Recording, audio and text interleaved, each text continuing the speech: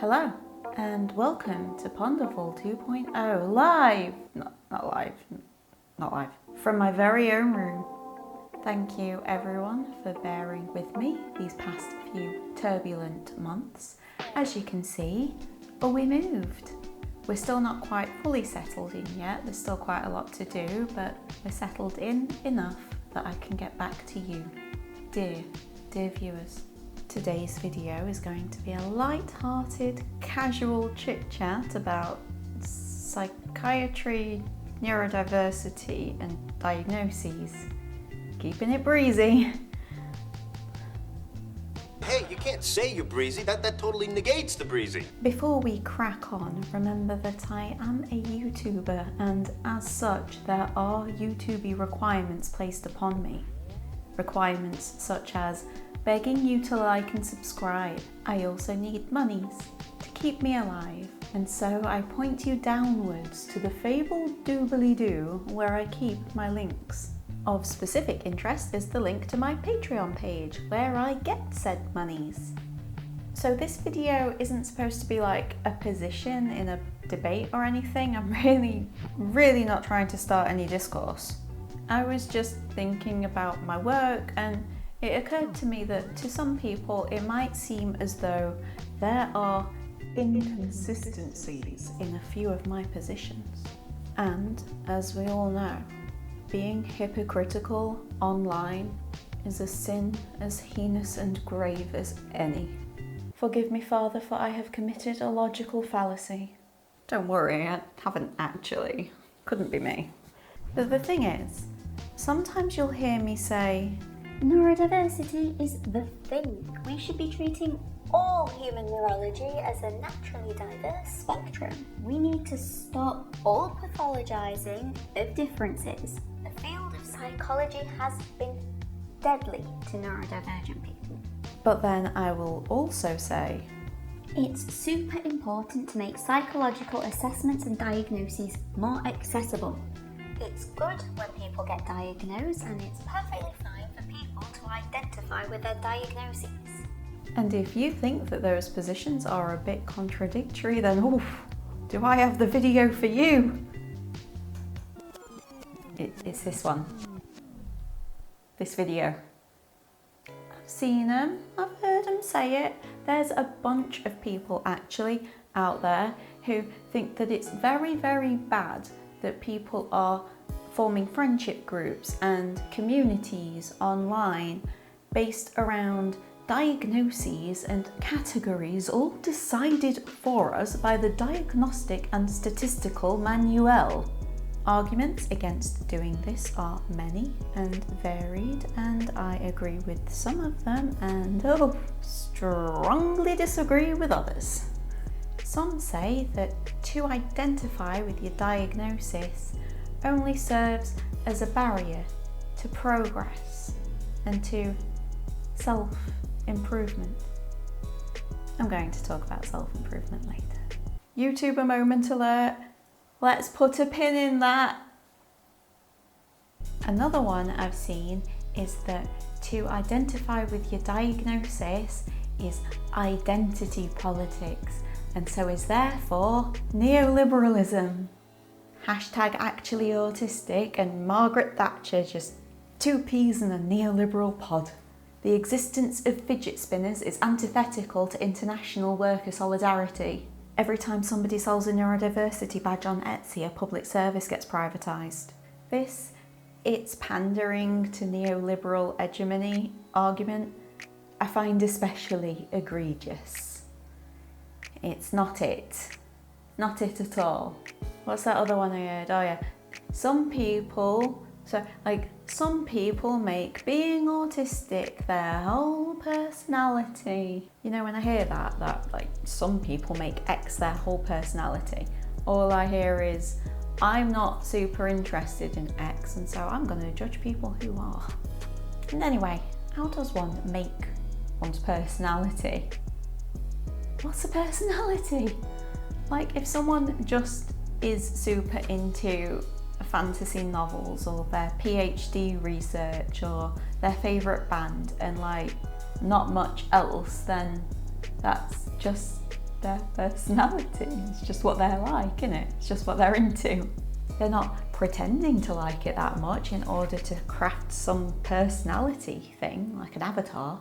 But when we're talking about neurotypes, are your brain the centre of all you experience, desire and conceive?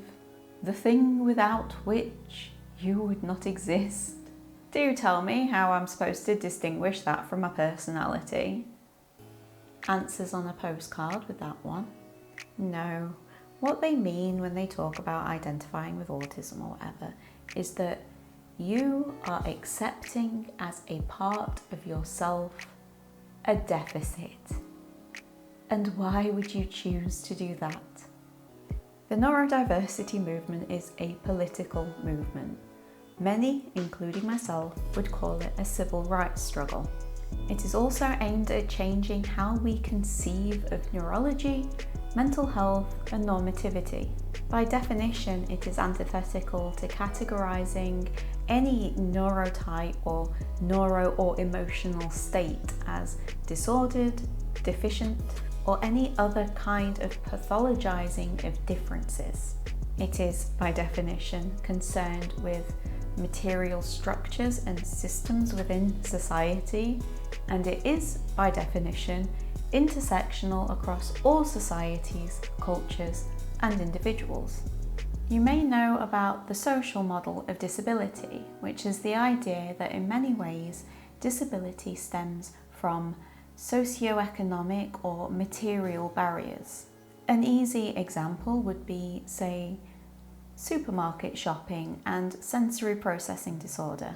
If you've got a sensory processing disorder, you might not be able to shop in a supermarket, a disability. However, if the supermarket, say, dimmed their lights, turned off the music, muted the checkouts, and didn't let so many people in, you might be perfectly able to shop. A material change in the environment suddenly eliminated your disability in that moment. Does that mean that suddenly you don't have sensory processing differences compared to the general population? No. In fact, when you get on the bus to go home, it may well be full of triggers that leave you bedbound with a migraine for the next few days. No one model will ever explain all instances of disability, and that's fine, because disability, like people, is complex. But the social model isn't well understood by most people, and environmental changes are something that we can do something about.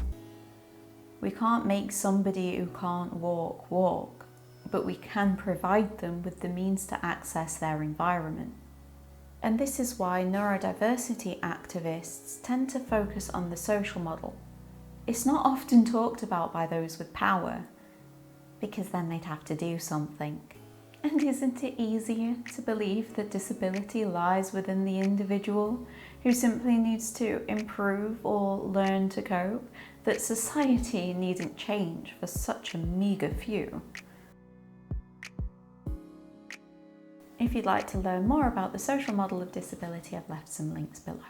But you know, it really bugs me when people talk about neurodiversity movements as being neoliberal idpol, because no, the opposite actually.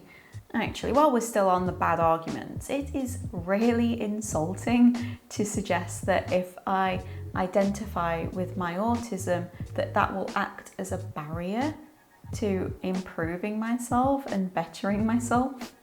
Neurodivergent people are painfully, excruciatingly aware that we don't exactly fit in, and that we're going to have to change a hell of a lot about ourselves if we want to. We are made aware of this from early childhood. It's exhausting, alienating, demoralising then when it turns out that you can't actually stop being autistic with enough effort. And before someone starts typing a comment about neuroplasticity, I know that's super cool stuff. I did a whole series on how neuroplasticity is being used against us under capitalism. Check that out. But as cool and interesting as it is, unfortunately, it's not actually a magic fix for genetics. And you know what? It's actually surprising how many leftists I've seen say something along the lines of, please do self-improvement until you fit in with hegemonic ideals that you've had no say over. Most revolutionary, many understandings of alienation. But while we're on the subject of self-improvement, I concede, yes, most people do want to improve their lives. And do you know what thing has helped me improve my life more than almost any other thing? Accepting autism as a part of my identity. My whole life felt like trying to fit a square peg in a round hole, and now I have access to advice and help that actually helps me every single day. So now we've got the terrible arguments out the way, it's worth noting that many of the criticisms of diagnoses actually comes from the neurodiversity movement itself.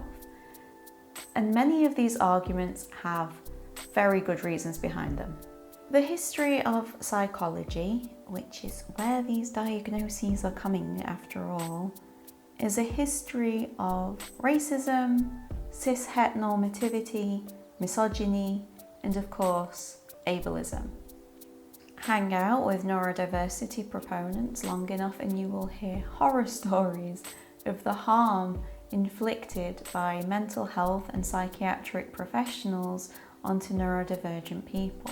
When those people are also otherwise marginalised, it gets scarily worse.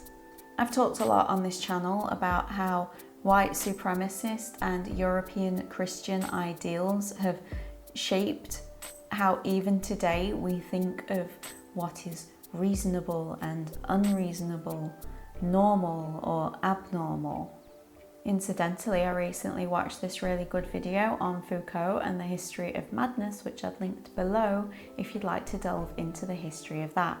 If you've watched enough of my videos, you will know that I have anarchistic tendencies, and part of being of the anarchistic persuasion is a dislike of hierarchical institutions wielding arbitrary power over the freedoms and identities of individuals. Much criticism of diagnoses actually comes from a position of anti-psychiatry, anti-forced segregation and institutionalization, anti the using of diagnoses to remove individuals of their rights and freedoms or to delegitimize the experience of those with diagnoses. And these are positions I can fully vibe with. Autistic is still used as an insult, and I've even noticed people start to treat me differently once they find out I'm autistic. And I am one of the luckiest few. I can pass for neurotypical.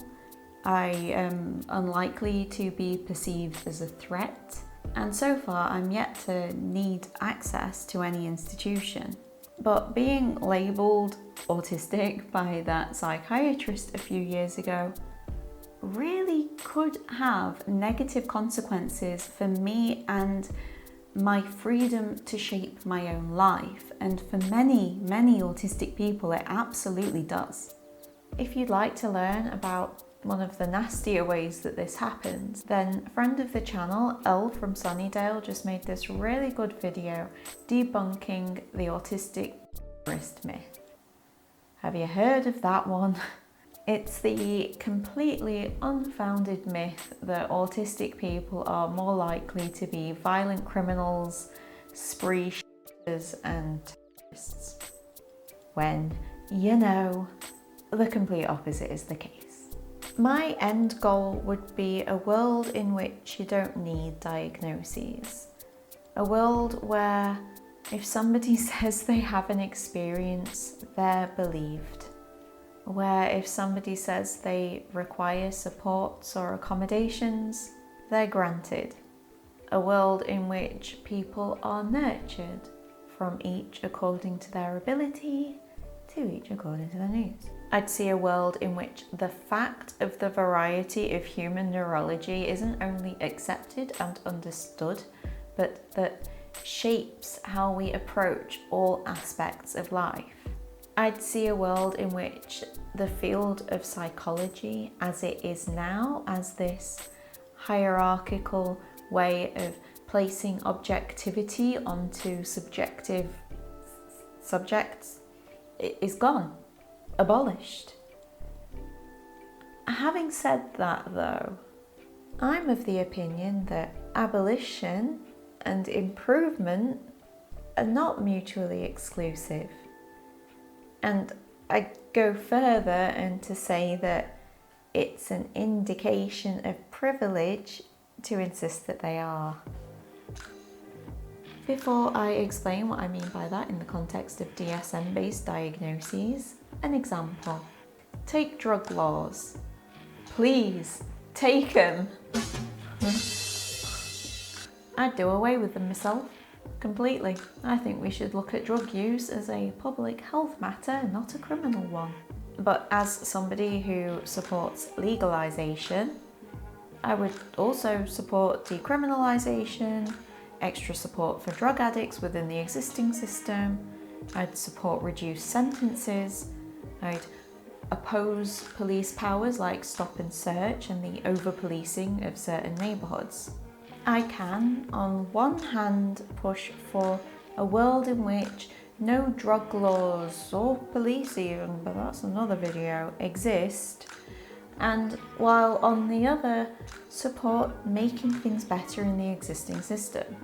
Because while I am a huge fan of a positive future hypothetical, I mean really, I am a shoot for the moon kind of gal.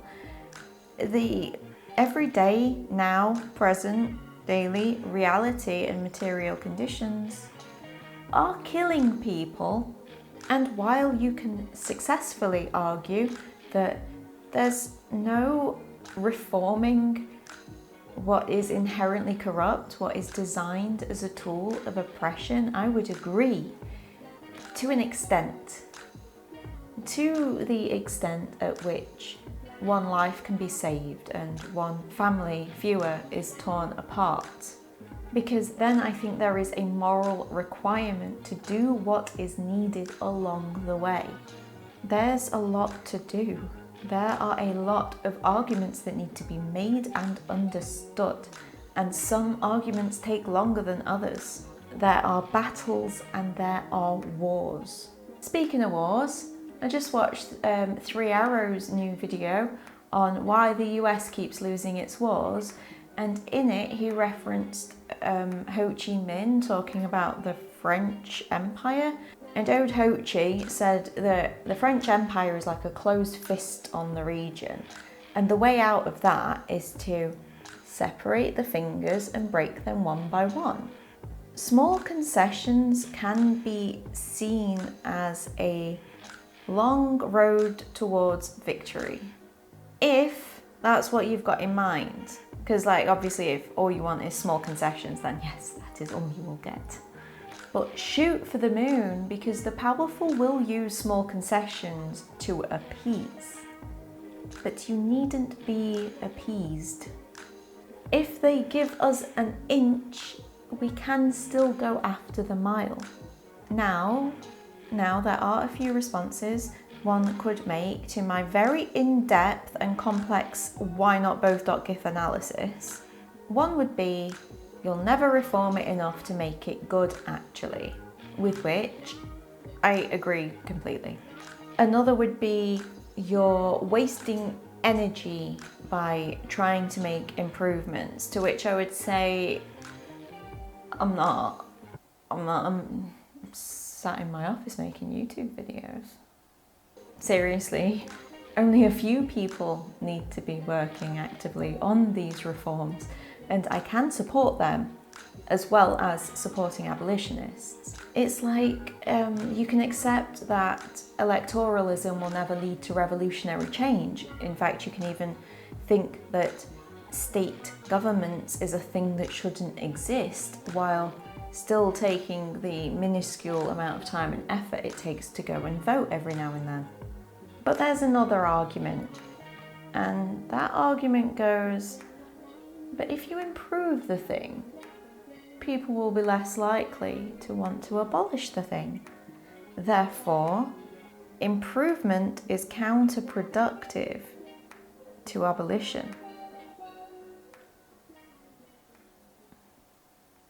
In 2016, the UK voted to leave the European Union, triggering the most tediously annoying political debate of our time. The country was divided, and some people on the Remain side took to what I would call Brexit accelerationism. The logic went that if Brexit is to happen, it happened, then it should, indeed must, be the worst kind of Brexit possible. The kind that causes the most suffering possible.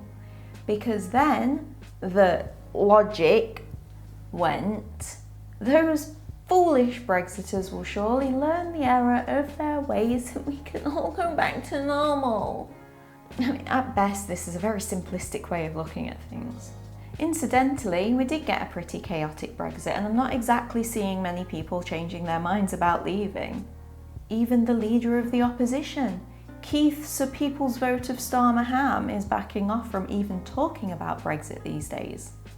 Watch my video, Brexit and Those Who Ate It, to learn more about that time and the lengths to which these Remainers went to make British politics as unstable and as jaw-clenchingly exasperating as they possibly could. The fallout of political decisions can always be propagandized away, hoping that people will see the error of their ways once the fallout of their political decisions comes to light. Assumes a lot, including that the powerful will let that happen, that they won't just blame something else, COVID. Desiring that things get worse so people learn political lessons is messed up. There is no guarantee that those lessons will be learned. You're only guaranteeing more suffering. And the more people who are suffering, the more people will look towards leaders for protection. The more destitution out there, the more likely people will feel the need for more police on the streets and authoritarian rule. However, going back to drug laws, scaling them back, decriminalising them, offering more supports for addicts, offering more testing of illegal drugs, not making it so much a police issue, not allowing police to infringe on people's rights. This shows people that things are okay actually, that we didn't need all that authoritarian heavy rule in the first place. Making things better in real time now for human beings will only increase trust among people. And we need to increase trust if we're going to undermine capitalism and individualism and replace it with collectivism and egalitarianism. But how does all this tie in with neurodiversity? As I said, I would see a world in which we don't need diagnoses, in which all people of all neurotypes can live happy and comfortable lives doing things that they enjoy. But we don't live in that world. Not yet.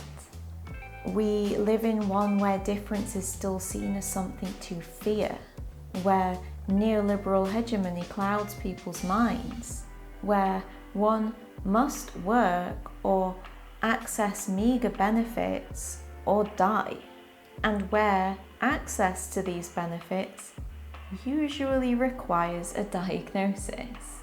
That's the main moral core of my reasoning for pushing for more accessible diagnoses. Neurodivergent people are more likely to need access to the services that you need a diagnosis in order to access. It's not like we're about to convince a neoliberal state to offer supports to people who don't have diagnoses. I mean, the UK doesn't even trust that people diagnosed with terminal illnesses won't suddenly get better and be able to work again, so they put them under regular assessment to make sure they didn't suddenly get better and con the state out of a few quid. And so when services are so gatekept and made so inaccessible, the only thing we can do is help people require the official paperwork that you need to even have a hope of accessing these things. And you know, in a world so atomized, there is something to the external validation one gets with the confirmation of neurodivergence. It can be bloody alienating growing up in a world that demands of you what you simply cannot produce, completely unaware that there are millions of people going through the same thing. To be able to say, I'm autistic, to have access to a word that, at least in part, can describe what you experience, what you struggle with. It can at least kind of tell people what makes you different from the general population. That can be really reassuring. Of course, there are discussions and disagreements about the wording of the criteria, even the assessment processes and the diagnostic criterion themselves. Yeah, there's loads of debates about that going on within the neurodiversity communities. And that brings me on to my next point. Community. When the thing about you is that you're not great at socializing in neurotypical spaces, when perhaps you're not fantastic at advocating for yourself and are, for instance, seen to be rather odd or quirky, surprisingly, you can get quite lonely, tad isolated. If you have limitations that others simply can't understand, if you struggle with things that most people are either fine with or think are great, you will find yourself as an outsider much of the time. And loneliness kills. Social pain is real pain. I really think this social aspect is something that neurotypical people just don't get. Not just neurotypical people, I think if we're talking about autism specifically, a lot of other neurodivergent people don't quite get that side of things. Like, I do kind of get why. It's something that most people don't think about having to understand, I think. And so it's hard to think that someone doesn't understand what you've never really had to think about whether you or not you understand it. It's just, it comes naturally to you.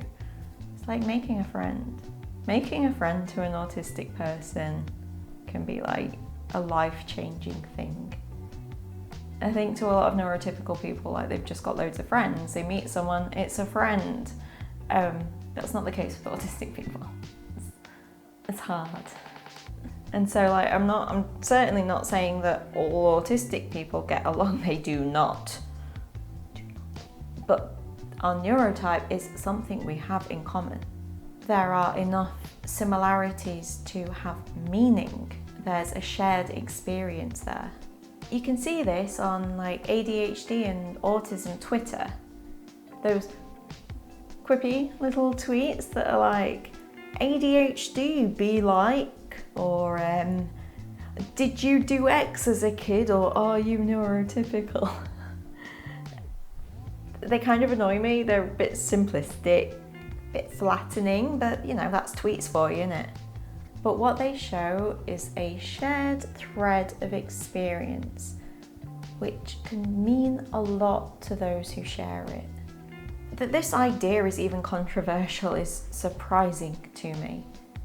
Most people make friends with people they have stuff in common with, be that they come from the same place, or they shared experiences, or enjoy similar things. It's the same. And there is actual solid evidence that suggests that the social deficits magically disappear when there's no neurotypicals around. Autistic people are actually quite adept at socializing with other autistic people. I've seen some people say that it's bad when any online group calls itself a community. That a community is a support base. It's something that you can rely on, IRL. It's a tangible interaction between individuals. And I get that. I get the sentiment behind that, I think. But it does kind of assume a lot. It assumes that your local IRL community will offer you support and that your online one won't. Because here's the thing. While we do live under neoliberal capitalism, the chances that your neighbours actually do have the time and energy and inclination to support one another is low. Like, I know it depends on where you live, but let's just, everywhere I've lived, the chances have been low. And if you are neurodivergent, the chances are that it's going to be extra hard for you to try and implement a sense of community or some kind of support structure within it. So while we need to work on the big stuff, we need to end the systems that atomize us, that leave us without energy and time for the sake of another person's profit, well, we need to work on changing how society views those with different neurology. It's good that people can find some sense of community, some strength in numbers, of advocacy and solidarity in online spaces through hashtag ADHD and hashtag Actually Autistic memes. It's not less real, and it's certainly not problematic just because of where those diagnoses come from in the first place. Oppressed people have always found a sense of community amongst themselves, so of course neurodivergent people are doing the same. It's not pandering to the systems that offered the diagnoses, who made up the words that we use to identify ourselves in the first place. You don't blame oppressed people for working within the confines of their oppression. And can we just talk about it being online for a sec? Online spaces are the only reason why people like autistic people are even able to gain a sense of community. Before the internet, there was not an autistic community. Online spaces have offered neurodivergent people, especially autistic people, I think, an opportunity for the first time ever to form a community. So for neurotypical people or non-autistic people to disparage that, to say that that community is somehow lesser because it happens online, it's insulting. Someone once said, "Men make their own history, but they do not make it as they please. They do not make it under self-selected circumstances, but under circumstances existing already, given and transmitted from the past." We have to work with what we've got while we steer the path towards abolishing the systems that oppress people, all people. And we can, indeed must, strengthen the bonds that we do make. Online or not, we need to be able to rely on each other. We need to build tangible and lasting support structures. We need to undo what neoliberalism has done to us. Thank you for watching. If you like what you see, then please check out some of my other content and subscribe and hit the bell to be notified of future uploads. I'd like to thank my patrons who have been so supportive during my recent move. If you'd like to join them, you know where the links are. Thanks again, and I will see you next time.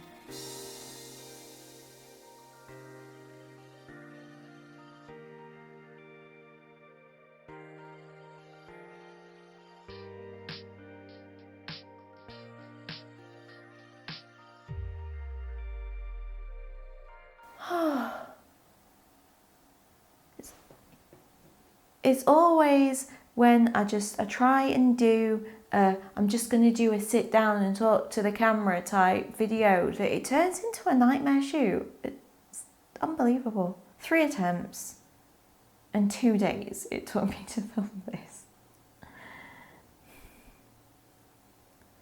I'm exhausted.